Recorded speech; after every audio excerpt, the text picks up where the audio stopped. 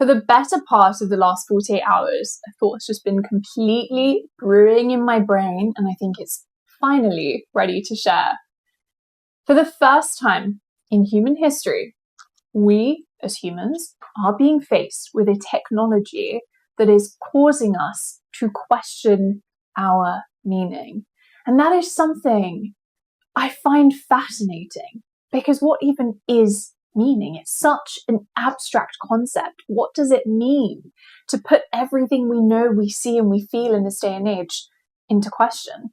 And of course, the technology I'm referring to is artificial intelligence. And I'm sure you've all seen it yourself. You've seen the hype since 2023. You're seeing the daily splashes of newspapers telling you that the next generation is facing unprecedented amounts of unemployment, as if COVID itself wasn't enough for us going into universities and then we come out into a job market that is totally consumed by artificial intelligence, and that you have individuals using Claude, Gemini, ChatGPT to write their CVs, only to be matched with recruiters on the other side who are using AI to scan those CVs. And don't even get me started on university and the education systems and the exams.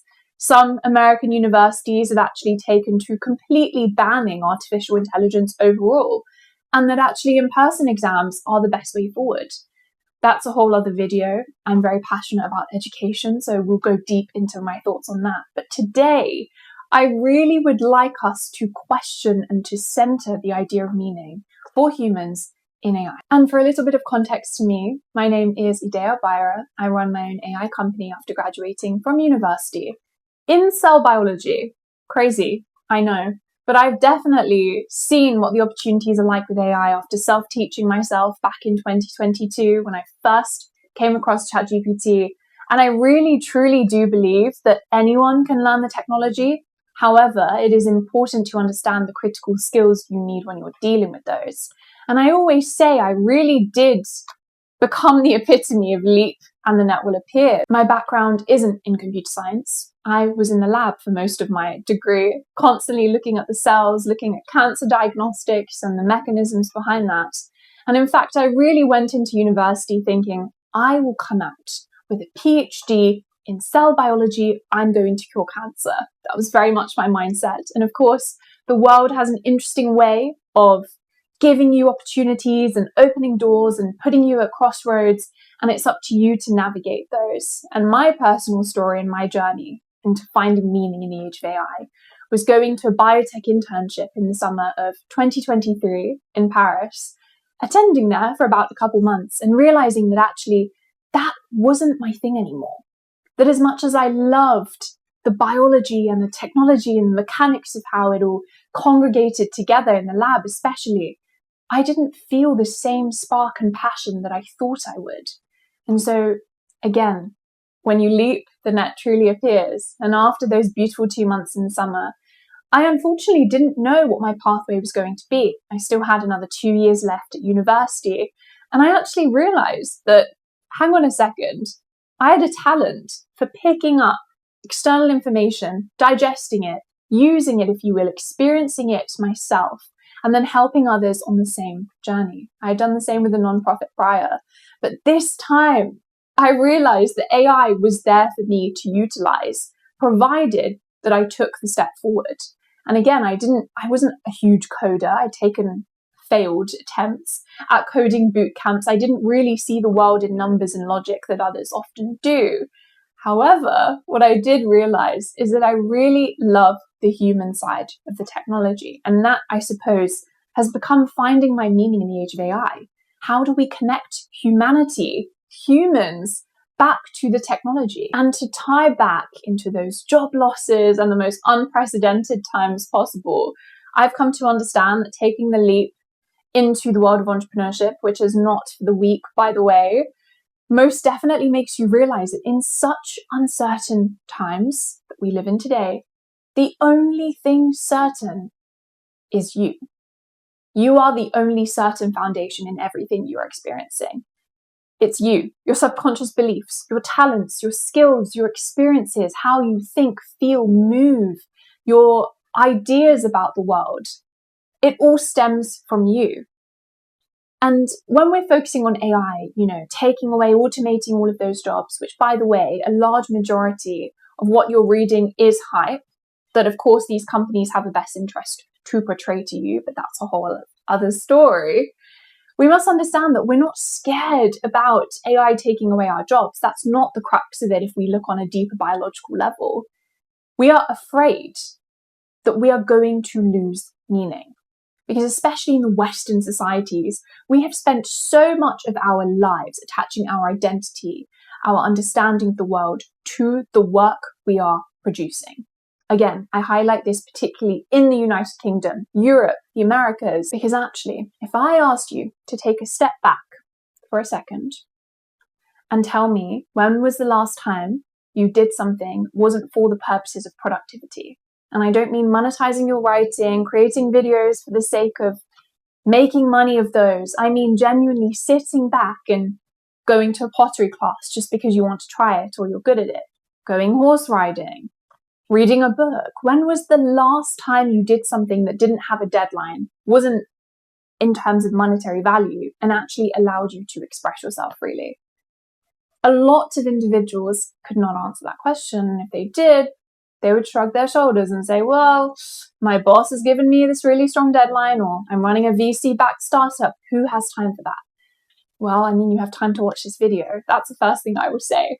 But meaning for us is such an interesting concept. And when AI, a technology that is essentially a mirror, not conscious, but a mirror, putting up to humans all of the tiny flaws and cracks that we have been ignoring for centuries and millennia, because of course we've never had a piece of technology that could do just as what AI is doing to us. Of course we're terrified. Of course we're thinking, oh my gosh, if my role could be automated and pretty much all of the processes that are happening and those emails that I would spend hours writing are not necessary anymore, or the proposals and the drafts and the strategies and the summaries that would take me days and didn't really enjoy it anyway, but I would still have to do it. Of course, that's going to flip on its head what it means for you to work. And I really do think the entire way we're working and restructuring our lives is flipping on its head. Again, another video. I feel like I need to make so many other videos now. I could talk for eons about these topics. So then if we're to go into what meaning actually is, we need to take a moment back and understand that meaning is an umbrella term. It is a collection of your identity, your sexuality, your wealth, your culture, your experiences. It's very much that abstract concept, similar to things like love, very abstract. Perhaps with love, there's a chemical reaction, and yet with meaning, we experience that through other people, through experiences, through doing things. And of course, we do these kinds of things through our work. So then when we are challenged by a technology that we ourselves have created, do you know what the first thing our body does when it comes across something like this? Immediate code red flag, all of the above. Everything. It triggers this fight or flight, panicky response inside our bodies, because not only did we attach meaning to a certain aspect of our lives that perhaps shouldn't be there, for example, work, or maybe finding meaning through one singular relationship rather than through a collection of experiences. When that concept and that structure that we have identified in our minds as solid, as meaning, as certain, when that cracks, has flaws, moves away, pulls back, reshapes, of course our bodies, the anxiety is ready to come out. And that is precisely what AI is doing for us today. And since AI targets those very cognitive, knowledge-based pattern recognition components, when we're taking a step back and we're faced with these challenging, what does life mean? What is my purpose? Questions, naturally, artificial intelligence gets in the way, because now we see that, okay, I can generate information in seconds. We have an overabundance of this, an overabundance of pattern recognition.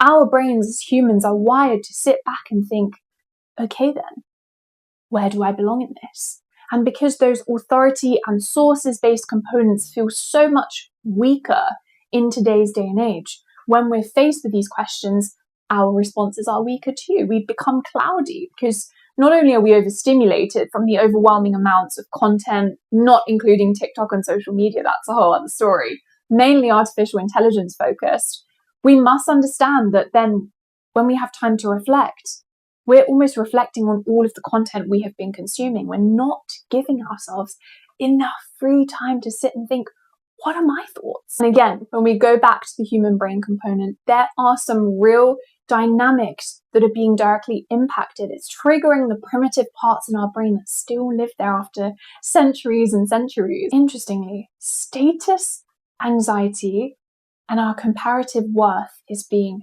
targeted on a biological primitive level. Because think about it. If a machine can do what you've spent years, decades trading for across multiple degrees, then the primitive side of our brain thinks, okay, wait, if I'm not useful here, I've just lost status. I've been up here and now I'm suddenly useless. What's the point of me being there? And I think that's such a critical component of why a lot of people either will turn to the Luddite, I want to resist technology, partially because of that, and also the other half overusing this technology because they see and feed that primitive side of their brains with the notion of, we need to do everything that AI is doing. We need to get on that exact same level. Otherwise, we're going to be so left behind. It's the swinging of the pendulum from extreme to extreme. And AI is also creating this strange sort of epistemic insecurity because for the individuals that have not deep dived into AI itself, they sort of assume that AI can do either absolutely everything, so we need to do nothing, or they're just terrified to even touch it. So that's triggering a deeper value of our insecurities. Again, we are wired to crave certainty. Anxiety is the not knowing. It's the fear that your brain automatically fills in when there is no correct answer. There's no method of predicting what's coming next.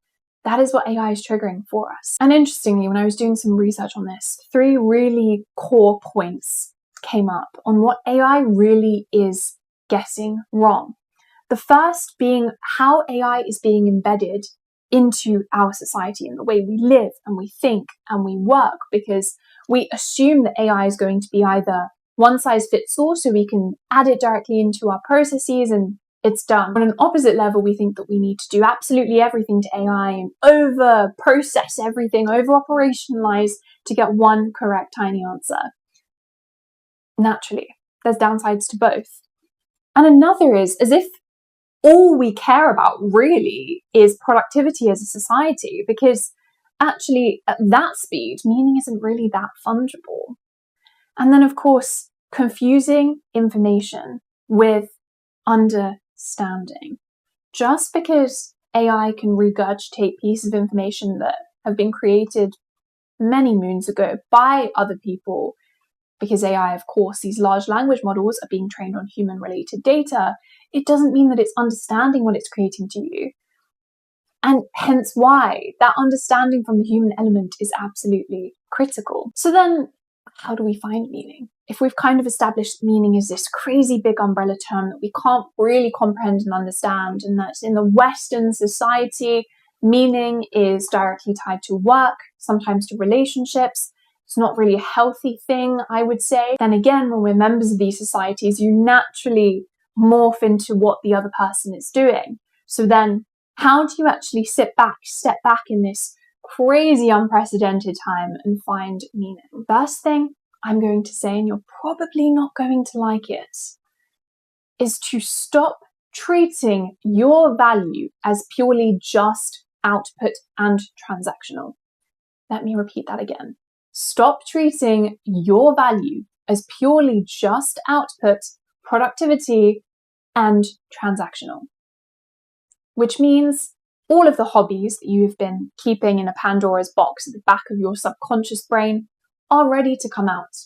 And that doesn't mean you have to dedicate 3 hours a day to painting. But I guarantee you, the amount of time you spent learning AI, if you haven't, the amount of time you'd spend going out with friends perhaps, or seeing certain people, or doing other things that you know perhaps don't really fill your cup, you could easily take 5 minutes out of that and do something different. You could take 5 minutes to go for a walk outside. without music and headphones. You could take 5 minutes to read a couple of pages of your book, or to open your journal that I know you've been keeping at the back of your bookshelf and actually start writing. Because it's important that in this day and age, we build identity outside of work.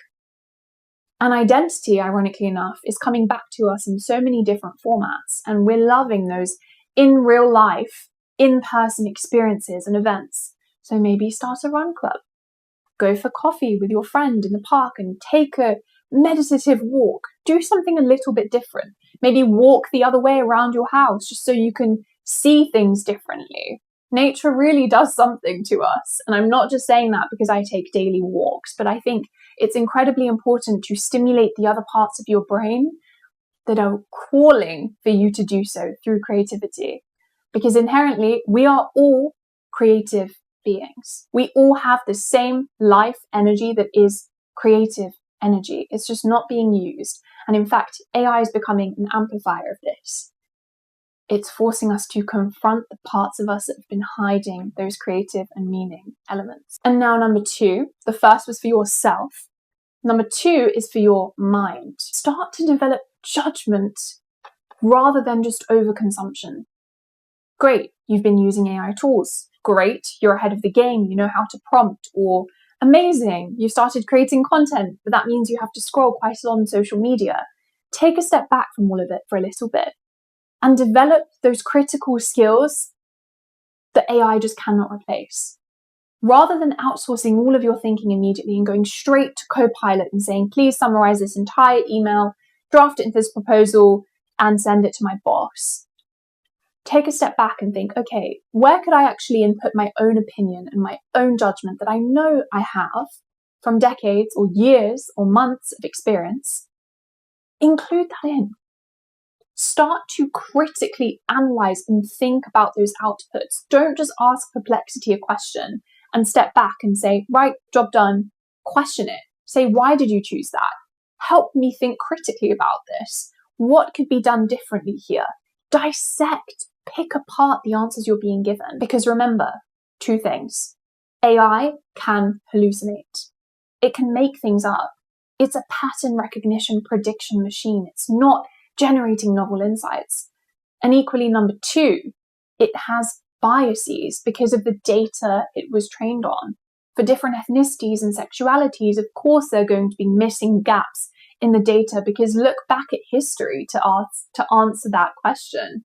So make sure you're using your own judgment with these tools. I'm going to be a tiny bit cheeky here and add a 2.5 caveat to that pointer. Try to train yourself to think without AI. This is assuming you already use AI very frequently. Perhaps you're slightly using it as a crutch, or maybe you haven't even tapped into the space yet. If you have, and you're seeing yourself over-rely on the technology, answer the questions and the problems that are put in front of you, whether at work or at school, by yourself first before you go to an AI model. Have an outline, put it in, say, refine this for me. If you're on the other hand and you've never used an AI tool and you don't really believe in it, do the same thing as the former group. Answer the questions on your own, use a journal, use a notepad, etc. And then use AI to augment your answers. Have a little look and play around. Don't be afraid to use the technology. Just don't rely on it incredibly heavily. Don't take every single output at face value. And number 3, on a wider, slightly more world level, if you will, ties back in to the first one. The issue we're having today is that life is becoming passive. We're losing meaning because we're not stimulated by those in-person experiences anymore. We're not in our communities. We're becoming very self-isolated. We're turning to social media as therapy. We're turning to AI as a therapist. You can see where the problems are starting. We're missing that biological human-to-human connection. Those positive endorphins that are released when you hug your best friend. We are missing those. So it really is time to go back out there and take life by the hands and have some more in-person experiences. Host a dinner with your friends. Doesn't have to cost much. Why don't you reach out to someone and mentor them? Or become a mentee? Why don't you travel? And I don't mean book a flight somewhere crazy. Take a train somewhere. walk down to a new park. There's always something you can do. It really is just about sitting with those subconscious beliefs and those understandings that are being drilled into you and being awoken now in the age of AI. Because honestly, after doing all this research, I came down to the point that actually AI is forcing us to figure out what it means to be human in this day and age. And I myself am still experiencing that. I'm still every day trying to test myself, trying to go to new places, talk to new people who are not just in AI, because it can very much be a bubble once you're inside it in terms of the communities and the people you experience. And whilst I've made some amazing friends, I miss my slightly artsy, more creative side. It's about finding time for all of those things. Really, this idea of meaning, I've come to understand, is not you find it, you catch it, and that's it. It's actually built over time, just like how purpose is, through experiences and through feelings and through relationships and ideas and thoughts and content consumption to a degree. And there's so many other ways to build this up. It's not just you walk somewhere and suddenly you found your meaning and your purpose for life and that's where it's going to go. It takes time. And again, I personally believe AI is just accelerating that for us. However, you have to be self-aware enough to know where this is happening.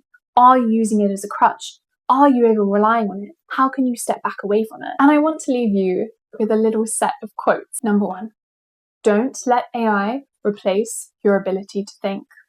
Number two, do not tie your worth simply to just productivity. And number three, don't retreat and isolate and stop participating in life just because everything is utterly uncertain. Because actually, uncertainty, I've come to understand, is the most human thing we have. Thank you so much for watching. It was such a pleasure. I could yap about this topic for eons. More coming very soon. Trialing this format, experimenting this out, seeing where we go from here. But thank you so much for spending your time with me. It was such a pleasure. Have a lovely rest of your day.